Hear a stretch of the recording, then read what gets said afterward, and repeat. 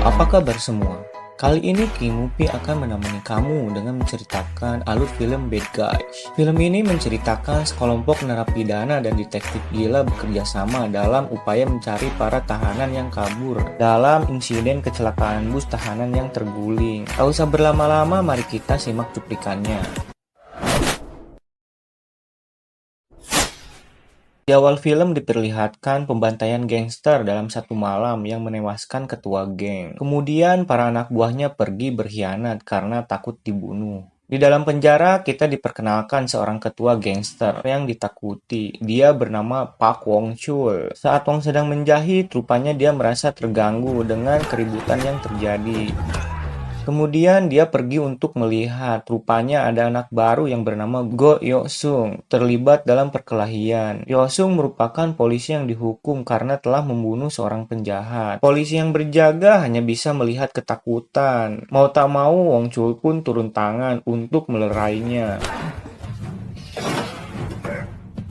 Di kantor, kepala sipir memberitahu Wong Chul telah terjadi pembunuhan dengan organ tubuh yang hilang. Setelah diidentifikasi, rupanya dia bos gangster timur yang bernama Myung Suk.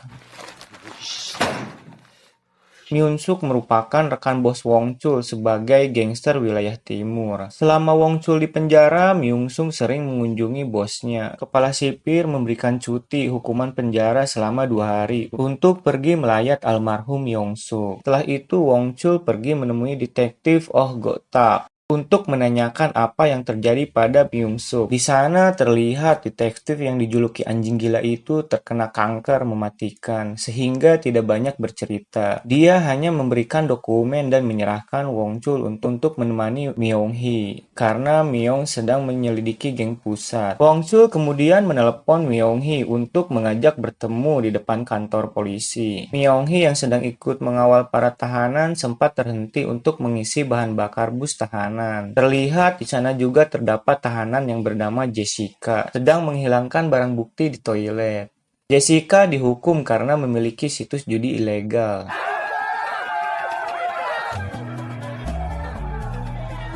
Setelah melanjutkan perjalanan, tiba-tiba datang mobil menghantam mereka. Setelah bus terguling, terlihat ada seorang tahanan bernama Kim Chang-min mencoba mengambil kunci borgol, lalu dia mengajak yang lain untuk kabur. Terlihat si Jessica pun mencoba untuk ikut kabur dari sana. Tak lama kemudian datang sekelompok gangster misterius menghajar para tahanan untuk menemukan seorang bernama No Sang-sik. Ketika pria misterius itu masuk ke dalam bus untuk mencari No Sang-sik, tiba-tiba Yo-sung menghajar pria itu. No Sang-sik pun kabur. Yo-sung yang terlepas dari borgolnya, kemudian dia pergi meminta bantuan melalui radio yang ada pada mobil polisi. Si jahat yang akan mencoba membacok Yo-sung kemudian berhasil digagalkan oleh Myung Hee. Namun saat terjadi baku hantam, Myung Hee ditusuk oleh pria jahat itu. Yo-sung yang melihat itu kemudian dia menghajar pria jahat itu lalu mencoba membuka topeng dan melihat sebuah tato di lehernya. Namun seketika ada sebuah mobil menghantamnya. Ketika terbangun dari mimpinya, Yo-sung sudah berada di rumah sakit dengan keadaan tangan diborgol. Sedangkan Myung Hee koma tak sadarkan diri. Pak Wong Chul yang melihat Myung Hee tak sadarkan diri, dia berniat menyelesaikan masalah ini sendiri. Keesokan harinya, Pak Wong Chul mendatangi markas gangster dan mengamuk.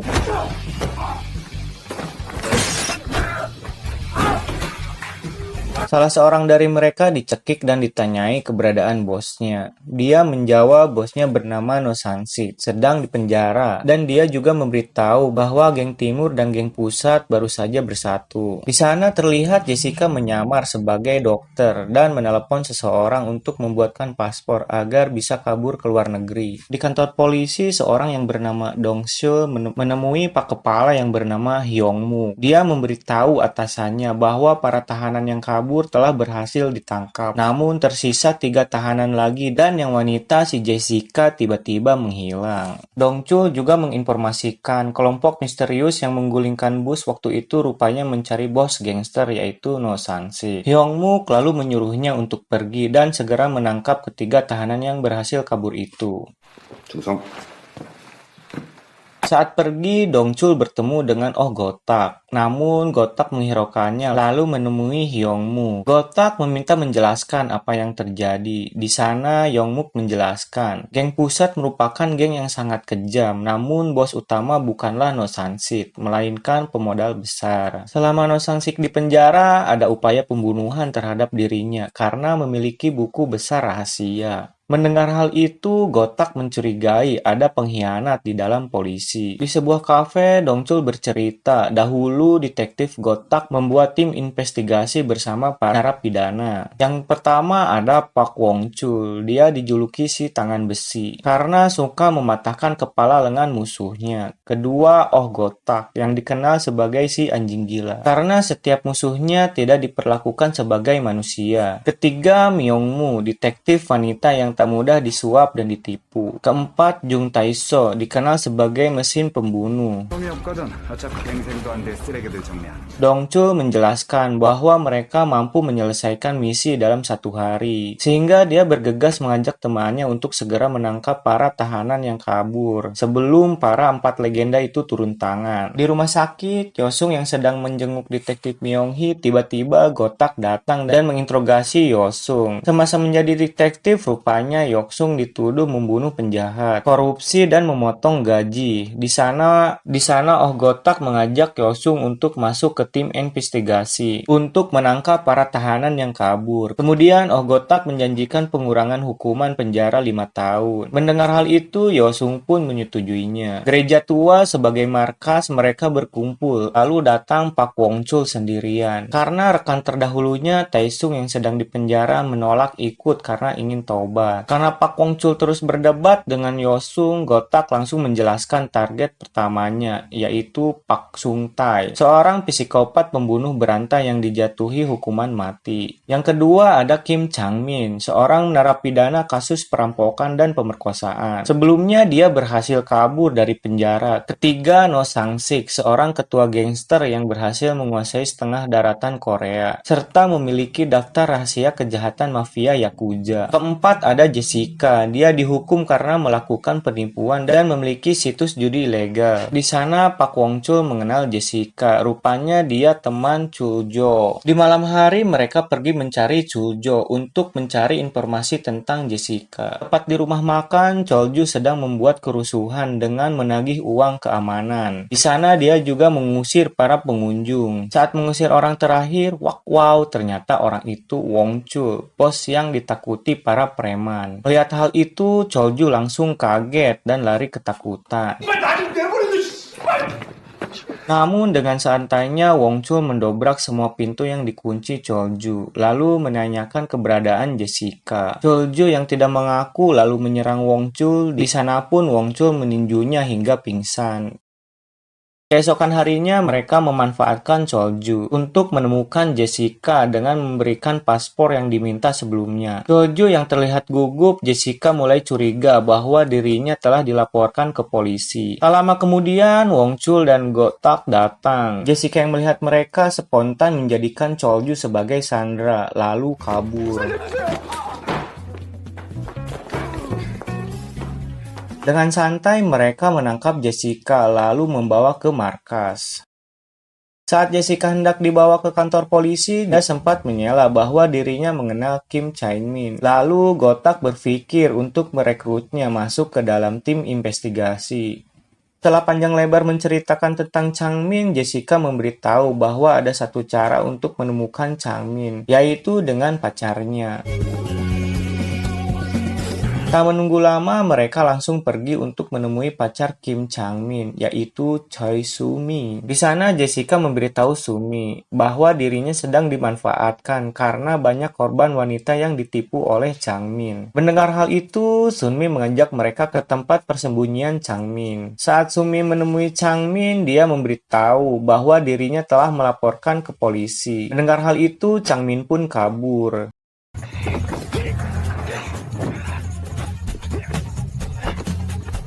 Setelah terjadi kejar-kejaran, Chang-min pun berhasil ditangkap.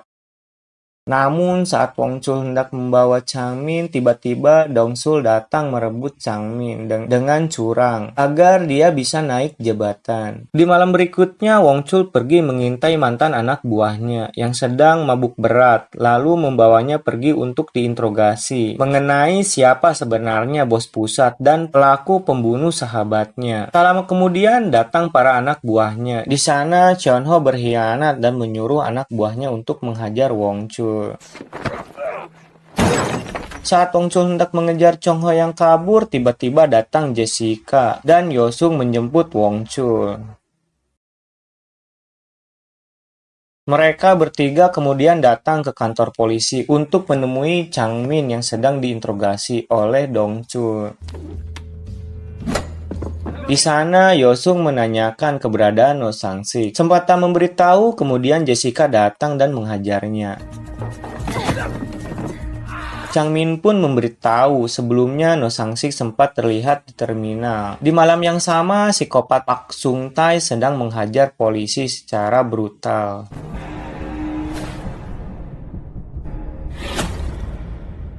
Terlihat di sana juga terdapat No Sang-sik yang sedang menemaninya. Kejadian tersebut langsung ramai diberitakan karena warga khawatir seorang psikopat berkeliaran. Mendengar hal itu, mereka pergi ke rumah kakaknya Jessica untuk meminta bantuan menemukan Pak Sung-tae. Namun kakaknya menolak karena takut dibunuh. Setelah dari sana, Yosung pergi ke tempat Jungmook untuk melihat CCTV pembunuhan yang dilakukan psikopat Pak Sung-tae. Merasa janggal, Yosung melihat seseorang dari pantulan cermin. Setelah diperbesar, ternyata itu No Sang-sik. Kakak Jessica yang menemui Pak Sung-tae di tempat karaoke, tiba-tiba tiba di sana dia dihajar menggunakan asbak dan disiksa di ruang karaoke. Terlihat di sana Wongchul and tim datang untuk mencari kakaknya Jessica. Namun di perjalanan, Yosung melihat No Sang-sik dan mengejarnya.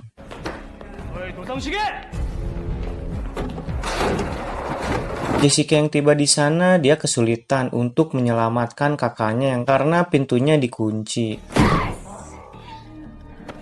Saat Jessica mau menelepon Wongchul, dengan gagahnya Wongchul pun datang.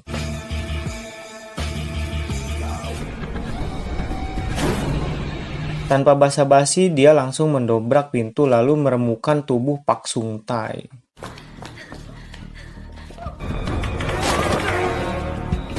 Setelah itu, No Sang-sik dibawa ke markas untuk diinterogasi. Namun, Wongchul hilang kesabarannya ingin membunuh No Sang-sik. Wongchul mengira dialah yang telah membunuh sahabatnya. Tapi, Wongchul berhasil ditenangkan oleh Jessica. Di sana, No Sang-sik memberitahu bahwa bos besar bernama Yoshihara. Dia juga memberikan buku rahasianya yang di dalamnya terdapat nama orang dan daftar kejahatan yang dilakukan geng Yakuza. 기술력도 장난. Namun setelah buku itu diberikan, tiba-tiba datang Jungmook bersama pasukannya menyerbu markas. Tak disangka ternyata selama ini Jungmook lah yang telah berkhianat. Dia juga merebut buku besar itu. Di sana Yosung menyadari ada pria misterius yang pernah menyerang polisi. Ternyata anak buah Yoshihara. Setelah itu mereka bertiga diikat di tiang gereja dan membakarnya. Tak lama kemudian Ogotak datang dan menabrak para polisi yang berjaga. Di waktu yang bersamaan Wongchul berhasil melepaskan ikatan. Lalu mereka segera pergi kabur.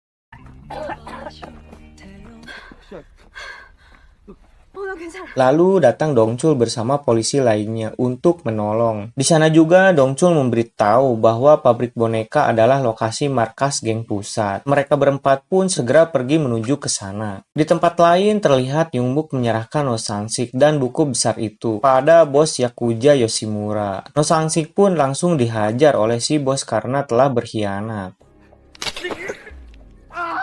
30億を10キロで300億だ。 Dalam perjalanan, Wongchul memberitahu bahwa ada rekannya yang akan membantu, yaitu Goblin. Kemudian, Goblin pergi ke markas geng pusat dengan menyamar sebagai Grapefruit. Setelah membantai penjaga di sana, Goblin membuka pintu gerbang untuk mereka. Di sana, anak buah Yoshimura memberitahu bahwa ada orangnya yang ditangkap polisi. Mendengar hal itu, Jungmook pun disiksa dan dicekoki narkoba. 隠すなんざへでもねえわ。警察の刑務官が薬を飲んで Di tempat lain, saat mereka berhasil masuk, Wang Chul and the gang pun dihadang oleh puluhan anak buah Yoshihara.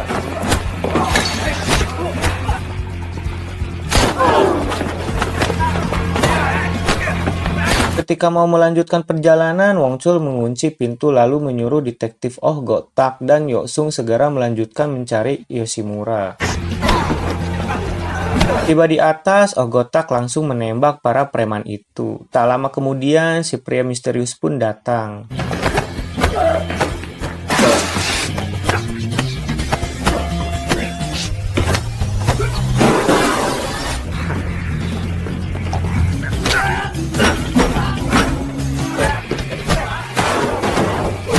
Jessica yang ikut perang, dia tertusuk dan jatuh. Namun setelah Goblin berhasil menumbangkan para preman itu, lalu mengecek keadaan Jessica, rupanya si Jessica berpura-pura mati. Gotak yang bertemu dengan Yongmuk meminta Gotak untuk menutup mata atas kejadian ini. Gotak yang kesal pun membogem Yongmuk. Tiba di atas, Wang Chul pun duel dengan Yoshimura.